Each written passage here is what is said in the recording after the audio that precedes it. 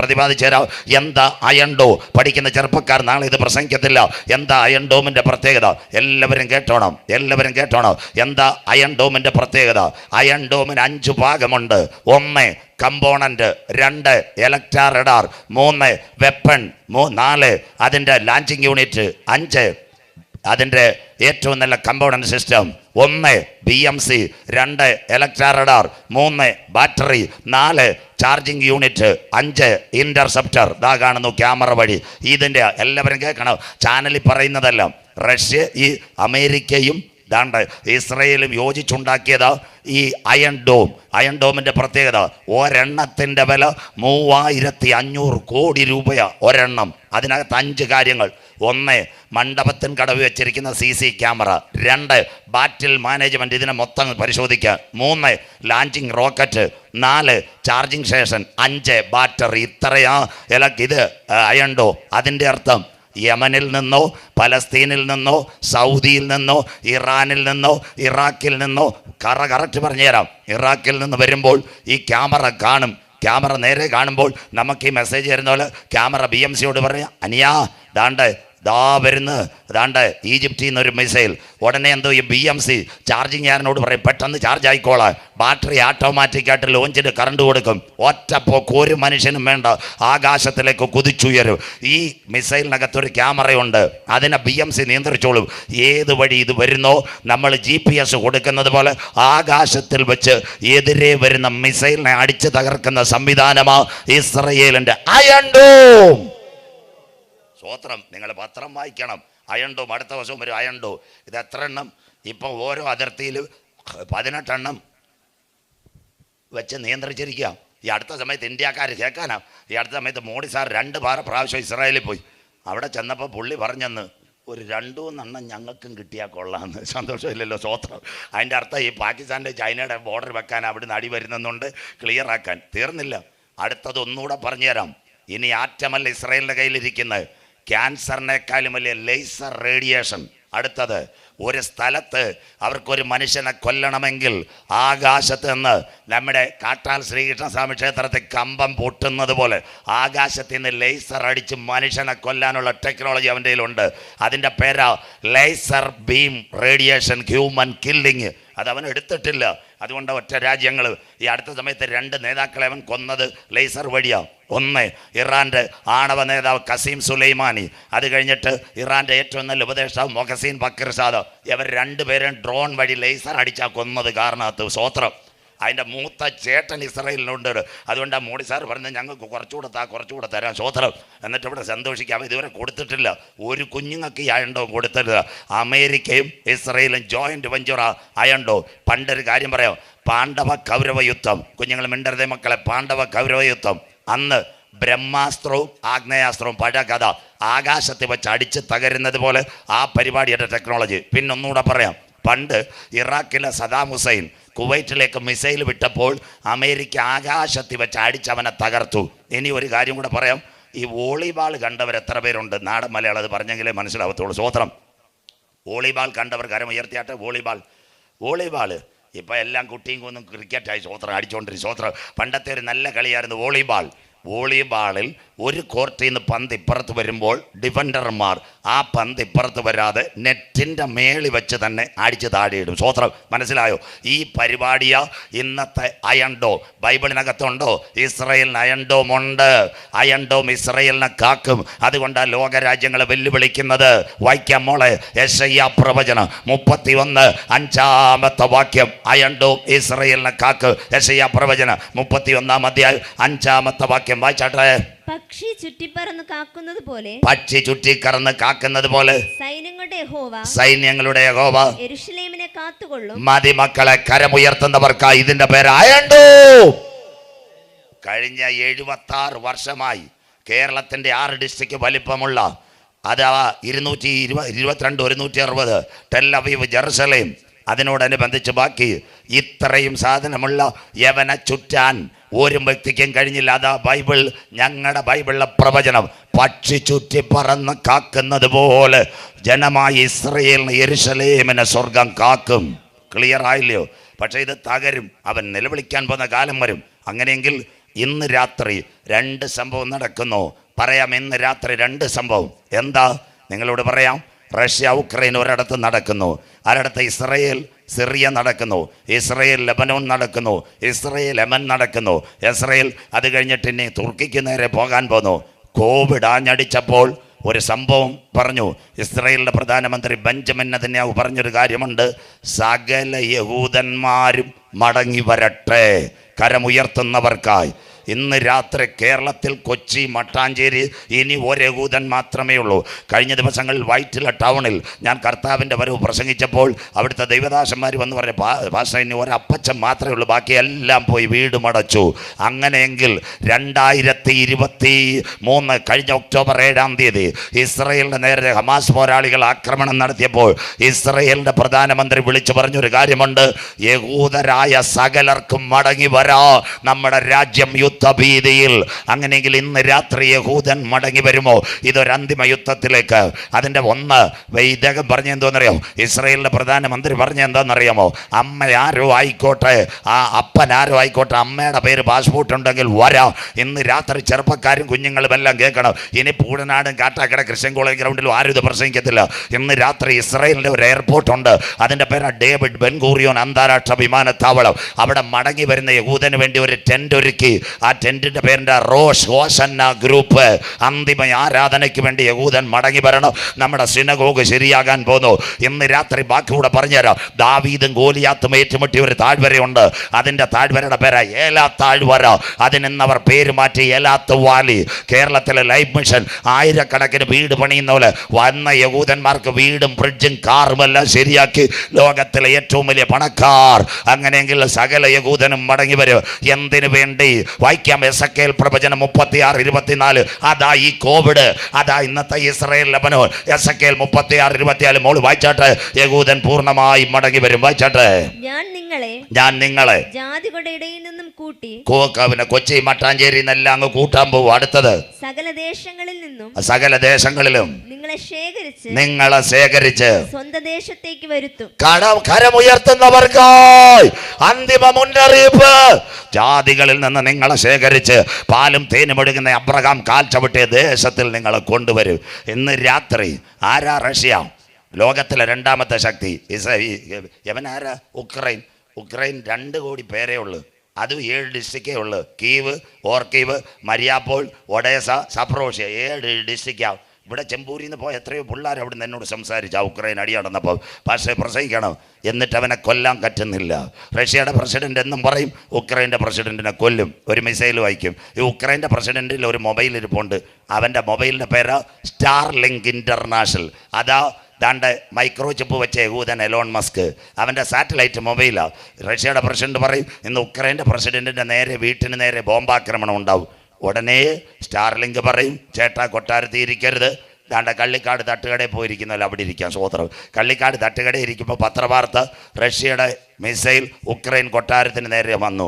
അപ്പം ഈ യഹൂദൻ വ്ളാഡിമിർ സെലൻസ്കി ഇങ്ങനൊരു പാട്ട് വഴിയെ പാടും: നീങ്ങിപ്പോയി എൻ്റെ ഭാരങ്ങൾ, മാറിപ്പോയി എൻ്റെ ശാപങ്ങൾ.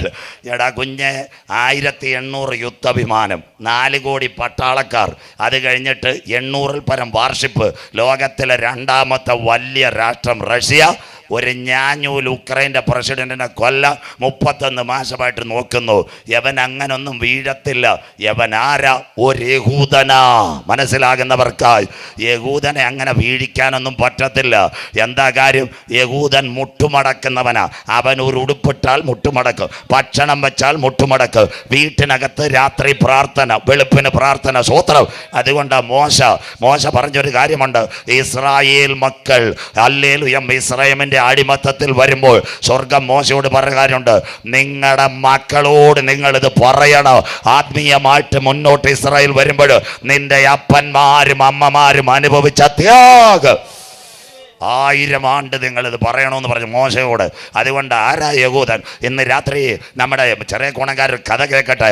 പണ്ടൊരു യഹൂദനും ഒരു ഉപപ്രധാനമന്ത്രിയായിട്ട് മത്സരം ഉണ്ടായിരുന്നു. എല്ലാവർക്കും അറിയാം. ശൂഷൻ രാജധാനി, അവിടെ നല്ലൊരു രാജാവ് ഉണ്ടായിരുന്നു, അഹശ്വേരോശ്. അവിടെ ബാധയ്ക്ക് ഒരു പരശുവക്കാരനുണ്ടായിരുന്നു, അവൻ്റെ പേരായിരുന്നു മൊർദെഖായി. വായിച്ചിട്ടുള്ളവർക്കായി ഞാൻ ദൈവത്തെ വാഴ്ത്തുന്നു. മൊർദെഖായി വഴിനീളെല്ലാം നിന്ന് പ്രസംഗിക്കുന്നു. മണ്ഡപത്തിൻ കടവും മൈലക്കരയും പൂടിനാടും അല്ല, യേശു വരാൻ കാലമായി, യേശു വരാൻ കാലമായി. എന്നിട്ട് അവസാനം ഒരു പാട്ട്, ചൂള പോലെ കത്തുന്ന നാൾ വരുന്നിതാ. ഇത് കണ്ടപ്പോൾ ഇതിൻ്റെ അഹശ്വേരോശ് രാജാവിൻ്റെ അടുത്ത ഉപപ്രധാനമന്ത്രി ആരാ? ഹാമാൻ ഇനോവ ഇരുന്നപ്പോൾ ഇത് ഇത്രയും പിടിച്ചില്ല, സ്വോത്രം.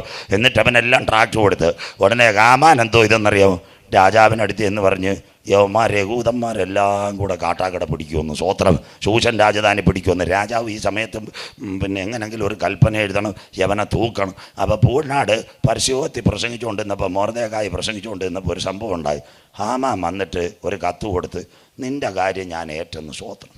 മൊർദെഖായി ഒന്നും വേണ്ടിയില്ല, പ്രാർത്ഥിക്കുന്നില്ല. മൊർദെഖായി പറഞ്ഞു, സഹോദര ദൈവം നിന്നെ അനുഗ്രഹിക്കട്ടെ, അതല്ല നമ്മൾ പറയത്തുള്ളൂ, സ്വോത്രം.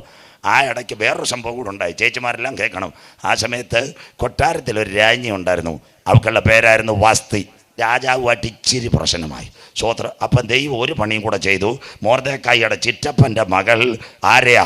നല്ല സുന്ദരമായ മൊർദെഖായിയുടെ ചിറ്റപ്പൻ്റെ മകൾ എസ്തേറിനെ അതിനകത്തോട്ട് കയറ്റി. എസ്തേറിനെ കയറ്റിയ സമയത്തായി കോവിഡ് വന്നത്, സ്വോത്രം. ആ സമയത്ത് ഈ രാജാവിനെതിരെ രണ്ട് പേര് നോക്കിക്കൊണ്ടിരിക്കുക. നമ്മുടെ ഇന്ദിരാഗാന്ധിയെ 2 സെക്യൂരിറ്റികൾ വധിച്ചതുപോലെ 2 സെക്യൂരിറ്റികൾ ആരെ കൊല്ലാൻ നോക്കി? നമ്മുടെ രാജാവിനെ കൊല്ലാൻ നോക്കി, സ്വോത്രം. ഈ വിഷയം പാവപ്പെട്ട മൊർദെഖായി കാട്ടാക്കട തട്ടുകട ചായ കുടിച്ചുകൊണ്ടിരുന്നപ്പോൾ യവന്മാർ കുഴിമന്തി നിന്നുകൊണ്ടിരിക്കുക. ഇവർ പറയും ഇങ്ങനെ രാജാവിനെ തട്ടണമെന്ന്. പക്ഷേ മൊർദെഖായി പരിശു വെക്കാനില്ലേ, കാശുണ്ട്, ഒരു പരിപ്പോടെയും ചായ ഞങ്ങളുടെ കൂടെ തിന്നുക, സ്വോത്രം. യവന്മാർ കൊട്ടാരത്തിലെ അന്തപ്പുര.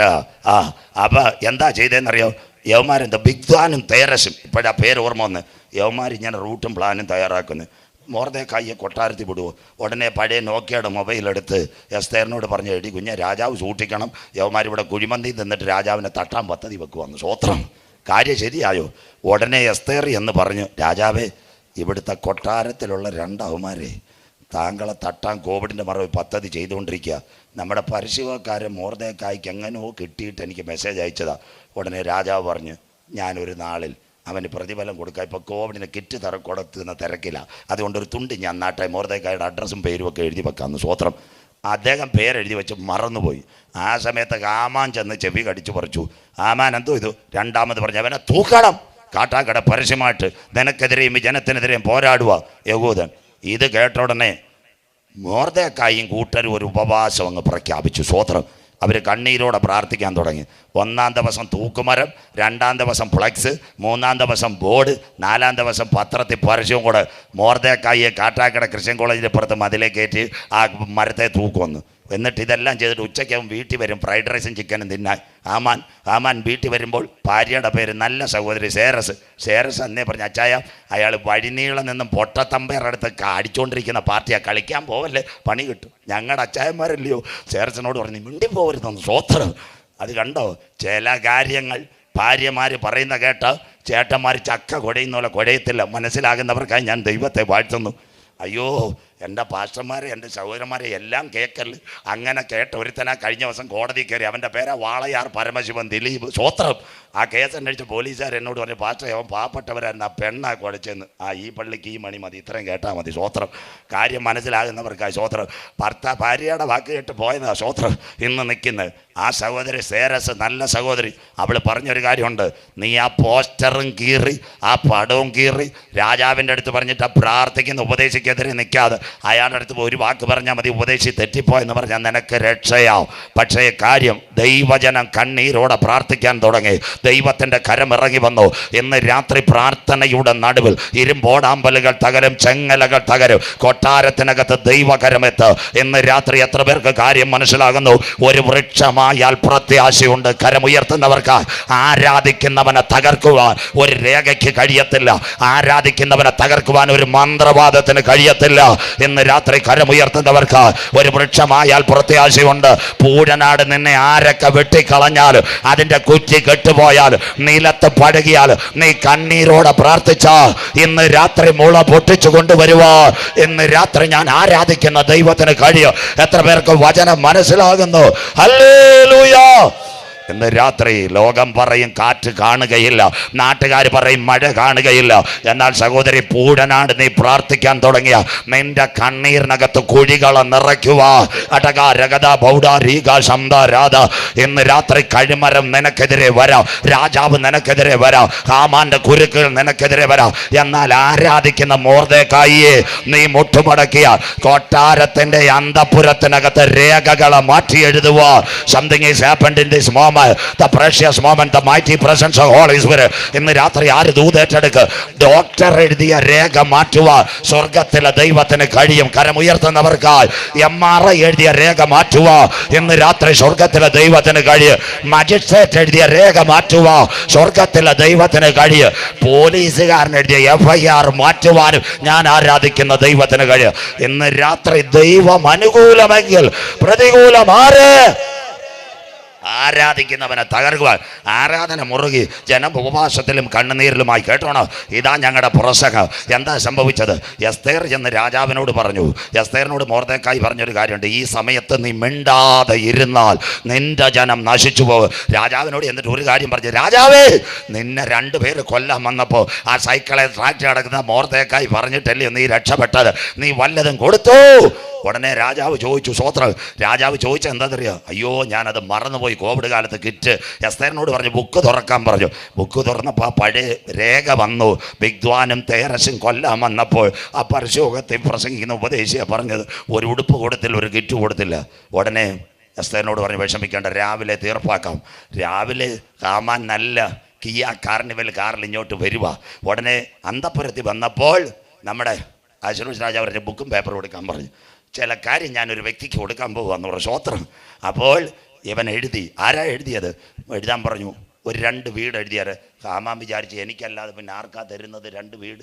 അതുകൊണ്ട് 2 രാജാവ് പറഞ്ഞ പുള്ളി 4 എഴുതി. സ്വോത്രം. ഞാൻ കേട്ടോണം. ഉടനെ പറഞ്ഞ് 4 ഏക്കർ തോട്ടം അമ്പൂരിയിൽ എഴുതാൻ പറഞ്ഞു. പിള്ളേർ വളർന്നു വരുക. രാജാവല്ലേ പറഞ്ഞത് 8 ഏക്കർ എഴുതി. സ്വോത്രം. അതിൻ്റെ ഇടയ്ക്ക് നെയ്യാറ്റിൻകര ഷോപ്പിംഗ് കോംപ്ലക്സ് 1 എഴുതാൻ പറഞ്ഞു. 2 എഴുതി. എന്നിട്ട് ഇന്നോവയുടെ ഗിയറില്ലാത്ത വണ്ടി 2 എഴുതിക്കോളാൻ പറഞ്ഞു. സ്വോത്രം. അപ്പം ഇവൻ ചോദിച്ചു, ഹാമാൻ ചോദിച്ചു, ആർക്കാ രാജാവ് ഈ നല്ല കാര്യമല്ലായിരുന്നു? ഓ, നമ്മുടെ വാദക്കയില്ല പരിശോധി പ്രസംഗിച്ചുകൊണ്ട് ഉപദേശിയെ പണ്ട് 2 പേരെന്നെ കൊല്ലാൻ വന്നപ്പോൾ പുള്ളിയാ പറഞ്ഞത്, ഒന്നും കൊടുത്തില്ല, അതുകൊണ്ട് ഇത് ഇരിക്കട്ടെന്ന്. ആരാ? മൊർദെഖായിക്കോ? അവൻ്റെ പാടാൻ തുടങ്ങി മലയാളം. പ്രാർത്ഥിച്ചുകൊണ്ടാൽ മതി. സ്വോത്രം. ഇന്ന് രാത്രി ആരാധിക്കുന്നവനെതിരെ സ്വോത്രം. അന്ന് പുള്ളിക്കാരൻ കിയാക്കാരന് വലിയ വീട്ടിൽ ചെന്ന് അന്നൊരു പാട്ട് പാടി, കണ്ണുനീർ എന്ന് മാറുമോ. അപ്പോഴാ സഹോദരി പറഞ്ഞ്, അന്ന് നീ പോസ്റ്ററും അതിനുശേഷം കഴിമരം ഉണ്ടാക്കിയപ്പോൾ ഞാൻ പറഞ്ഞില്ലോ, ആ പ്രാർത്ഥിക്കുന്ന ആ ദൈവദാസനെ പറ്റി ആവശ്യമില്ലാത്ത പണിക്ക് പോകരുത്, നീ തൂങ്ങിക്കോളാൻ. കാര്യം മനസ്സിലാകുന്നവർക്കായി ഇതാ ഞങ്ങളുടെ പ്രസംഗം. ഇന്ന് രാത്രി കഴിമരം ഉണ്ടാക്കിയത് ഹാമാന. കാട്ടാക്കട സലകലരോട് പബ്ലിഷ് ചെയ്തത് ഹാമാന. പക്ഷേ അതിനകത്താര് തൂങ്ങണമെന്ന് സ്വർഗത്തിലെ ദൈവം വിധി എഴുതണം. കരമുയർത്തുന്നവർക്ക് ഇന്ന് രാത്രി ആര് പറയും?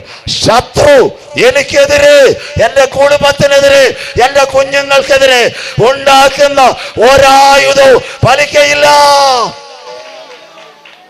ആരാധിക്കുന്നവനെ തകർക്കാൻ ഒരു തർക്കം കഴിയത്തില്ല. അവൻ്റെ കൊച്ചുമോനാ മൊർദെഖായിയുടെ കൊച്ചുമോന. ഇന്നത്തെ ഉക്രൈൻ്റെ പ്രസിഡന്റ് വ്ളാഡിമിർ സെലൻസ്കി 31 മാസമായിട്ട് റഷ്യ ചക്ക കൊടയുന്നില്ല, കുഴയുക. അങ്ങനെയെങ്കിൽ ഇതെവിടെ ചെന്ന് തീരും? ഇനി ആരുമായിട്ട് അവൻ കൂട്ടുകെട്ടും? ഇടവേളയിലേക്ക് പോകാൻ പോകുന്നു. ഇന്ന് രാത്രി 3 സംഭവം ഇപ്പം നടന്നു. എന്താ സംഭവം? 1, ഇറാൻ്റെ ആണവ ഉപദേഷ്ടാവ് മൊഹസിൻ ബക്ർസാദ. 2, ഇറാൻ്റെ സാമ്പത്തിക ഉപദേഷ്ടാവ് ഖസീം സുലൈമാനി. കഴിഞ്ഞ ദിവസം ഇറാൻ്റെ പ്രസിഡന്റ് ഇബ്രാഹിം അൽ റൈസി GPS വഴി ഇവർ വഴി മാറ്റി ഇസ്രായേൽ കൊന്നുകളഞ്ഞു. അവനെയും തട്ടി. അവൻ്റെ മരണജാഥയുടെ അടക്കത്തിന് അറബ് ലീഗിൻ്റെ നേതാവായി ഇസ്മായിൽ ഹനിയ ഹമാസിൻ്റെ ലീഡറെയും കൊന്നു. ആ സമയത്ത് 4 പേരൊരു തീരുമാനം പറഞ്ഞു. അതാ എൻ്റെ പ്രസംഗം. ആരാ? 1, ആരാ? തുർക്കിയുടെ പ്രസിഡന്റ്. 2, ഇറാൻ്റെ പ്രസിഡന്റ്. അത് കഴിഞ്ഞ് ഇറാഖിൻ്റെ പ്രസിഡന്റ് പറഞ്ഞു, ഇനി നമുക്ക് റഷ്യയിൽ നിന്ന് മാത്രം. കരമുയർത്തുന്നവർക്കായി അറബ് ലീഗിനെ റഷ്യ നയിക്കും. അങ്ങനെയെങ്കിൽ ഈ അന്തിമ യുദ്ധം എവിടെ വരും? ബൈബിൾ ഉള്ളവർക്കെടുക്കാം. അറബ് ലീഗ് പറഞ്ഞ വാക്ക് എസെക്കേൽ പ്രവചനം 38:7-8. ഇടവേളയിലേക്ക് പോകും. എസെക്കേൽ പ്രവചനം 38:7-8. മോള് വായിച്ചാട്ടെ. ഒരുങ്ങിക്കൊള്ളുക, ലോകരാജ്യങ്ങൾ കേട്ടാട്ടെ. അടുത്തത്, നീയും നിന്റെ അടുക്കൽ കൂടിയിരിക്കുന്ന നീ റഷ്യയെ, ഇന്നത്തെ അറബ് ലീഗ്, നീയും നിന്റെ അടുക്കൽ കൂടിയിരിക്കുന്ന നിന്റെ സമൂഹമൊക്കെയും ഒരുങ്ങിക്കൊള്ളുവിൻ. നീ അവർക്ക് മേധാവിയായിരിക്കുക. ഇതാ ഇറാനിൽ ഇപ്പൊ 2 മരണം നടന്നപ്പോൾ അറബ് ലീഗ് വിളിച്ചു പറഞ്ഞു, റഷ്യ ഇനി നമ്മളെ നയിക്കും. ഇന്ന് രാത്രി നിങ്ങൾ വീട്ടിൽ ചെന്ന് ചാനൽ കാണണം. റഷ്യക്കാരന് ഇപ്പൊ ഇറാഖിന് മിസൈൽ കൊടുത്തു, ഇസ്രായേലിനെ അടിക്കാൻ. യമന് മിസൈൽ കൊടുത്തു, ഹിസ്ബുള്ളയ്ക്കും കൊടുക്കാൻ പോകുന്നു. അതിന്റെ അർത്ഥം സകല അറബ് രാജ്യങ്ങൾക്ക് മേധാവിയായി റഷ്യ മാറാൻ പോകുന്നു. അടുത്തത് വായിച്ചാട്ട് മോളെ. ഏറിയ നാൾ കഴിഞ്ഞിട്ട് ഇന്നത്തെ യുദ്ധം ഇവിടെ നടക്കും. ഇപ്പോഴങ്ങ് ലോകം തീരത്തില്ല. ഇംഗ്ലീഷിൽ ലേറ്റർ ഡേയ്സ്, മലയാളം ഏറിയ നാൾ കഴിഞ്ഞിട്ട് റഷ്യ. വായിച്ചാട്ടെ. നീ സന്ദർശിക്കപ്പെടും. അറബ് ലീഗുമായിട്ട് നീ സന്ദർശിക്കപ്പെടും. എവിടെ? വായിച്ചാട്ടെ. വാളിന് ഒഴിഞ്ഞു പോകുന്നതും പല ജാതികളിൽ നിന്നും ശേഖരിക്കപ്പെട്ടതുമായ ഈ യുദ്ധം പല ജാതികളിൽ നിന്ന് ശേഖരിക്കപ്പെട്ടതുമായ ഒരു രാജ്യത്തിലേക്ക് നീ ഒടുക്കം വന്നു ചേരും. മലയാളം എത്ര ക്ലിയർ! ഒടുക്കം, ലാസ്റ്റ്. നാഗർകോവിൽ വണ്ടി സ്റ്റേഷനിൽ എത്തുന്ന പോലെ തിരുവനന്തപുരത്ത് നിന്ന് വിട്ട് ബാലരാമപുരമേ ആയിട്ടുള്ളൂ. ഇനി അനവധി താണ്ടാനുണ്ട്. ഒടുക്കം ഒരു ദേശത്ത് നീ വന്നു ചേരും. വായിച്ചാട്ട് മോളെ. നിരന്തര ശൂന്യമായി കിടന്നു 48 മെയ് 14 വരെ അറബി ഒട്ടകം ഓടിച്ച് മൂളിയും കടന്ന ഒരു സ്ഥലമായി ഇസ്രായേൽ. അതിന്ന് പാലും തേനും ഒഴുകുന്ന എവിടെ വന്നു ചേരും? വായിച്ചാട്ടെ. നിരന്തര ശൂന്യമായി കിടന്ന. വായിച്ചാട്ടെ. ഇസ്രായേൽ പർവ്വതങ്ങളിൽ തന്നെ കരമുയർത്തുന്നവർക്ക് ഈ ഓട്ടം അവസാനിക്കുന്നത് അന്ത്യദിനം ഇസ്രായേലിൽ. എന്നാൽ ഇന്ന് രാത്രി റഷ്യ നീ അവർക്ക് മേധാവിയായി തീരും. ഏറിയ നാൾ കഴിഞ്ഞ് നീ സന്ദർശിക്കപ്പെടും. വാളിന് ഒഴിഞ്ഞു പോകുന്നത് പല ജാതികളിൽ നിന്ന് ശേഖരിക്കപ്പെട്ടതുമായ ഒരു ദേശത്തേക്ക് നീ ഒടുക്കം വന്നു ചേരും. ഇസ്രായേൽ പർവ്വത നിരകളിൽ ഇന്ന് രാത്രി ആ യുദ്ധം ഇപ്പോൾ നടക്കുമോ? ഇല്ല. 3 കാര്യം ഇവിടെ നടക്കണം. ആരും വീടും തോട്ടവും വിൽക്കരുത്. കർത്താവിൻ്റെ വരവ് നടക്കണമെങ്കിൽ 3 കാര്യം. 1, രാജ്യത്തിൻ്റെ സുവിശേഷം ഭൂതലത്തിലൊക്കെ സകല ജാതികൾക്ക് സാക്ഷ്യമായി പ്രസംഗിക്കപ്പെടും. 2, ഇസ്രായേലിന് അംശമായ കാഠിന്യമുണ്ടാകും. അതാ 1 വർഷമായിട്ട് അവൻ മുറിവേറ്റുകൊണ്ടിരിക്കുന്നു. 3-ാമത്തെ കാര്യം പത്രോസ്ലീഹ പറഞ്ഞു, ചിലർ താമസം വിനാ വിചാരിക്കുന്നത് പോലെ കർത്താവ് തൻ്റെ വാഗ്ദത്തം നിവർത്തിക്കാൻ താമസിക്കുന്നത് ചിലരും കൂടി രക്ഷയുടെ പെട്ടകത്തിനകത്ത് കിടക്കണം. ഈ 3 സംഭവം നടക്കാതെ ഹല്ലേലൂയ കർത്താവിൻ്റെ വരവ് നടക്കത്തെങ്കിൽ ഇന്ന് രാത്രി ഒരിക്കൽ കൂടി ഈ യുദ്ധം ഇസ്രായേലിലേക്ക് എത്തുന്നതിന് മുമ്പ് ഇവിടെ ഒരു സംഭവം നടക്കുക. ചങ്കില ചോരയാൽ കഴുകൽ പ്രാപിച്ച ദൈവമക്കളെ ചേർക്കുക. മേഘാരൂഢനായി എൻ്റെ കാന്തൻ മധ്യാകാശത്തിൽ വരും. പൂഴനാടേ ഗലീല പുരുഷന്മാരെ, നിങ്ങൾ ആകാശത്തിലേക്ക് നോക്കി നിൽക്കുന്നതെന്ത്? നിങ്ങളെ വിട്ട് പിതാവിൻ്റെ സന്നിധിയിലേക്ക് യേശു പോയതുപോലെ മടങ്ങി വരും. ഇന്ന് രാത്രി ഒരിക്കൽ കൂടി പൂഴനാട്, മറ്റൊരുത്തനിലും ഇനി രക്ഷയില്ല. നാം രക്ഷിക്കപ്പെടുക ആകാശത്തിന് കീഴെ ഭൂമിക്ക് മുകളിൽ മനുഷ്യരുടെ ഇടയിൽ നൽകപ്പെട്ട ഏക നാമം യേശുവിൻ്റെ നാമം. പുണ്യസ്ഥലങ്ങൾ തേടണ്ട, സ്വോത്രകാഴ്ചകൾ കൊടുക്കണ്ട, ഉരുളലുകൾ നടത്തണ്ട. 2000 കൊല്ലങ്ങൾക്ക് മുമ്പ് പാപത്തിന്റെ പരിഹാരത്തിന് വേണ്ടി കാൽവറിയുടെ കൊലക്കളത്ത് 2 കള്ളന്മാരുടെ നടുവ് എൻ്റെ വാഴ്ത്തപ്പെട്ട കർത്താവ് എനിക്ക് വേണ്ടി പരമയാഗമായെന്ന് ഹൃദയം കൊണ്ട് വിശ്വസിച്ച് വായി കൊണ്ട് ഇന്ന് രാത്രി ആരേറ്റു പറയും.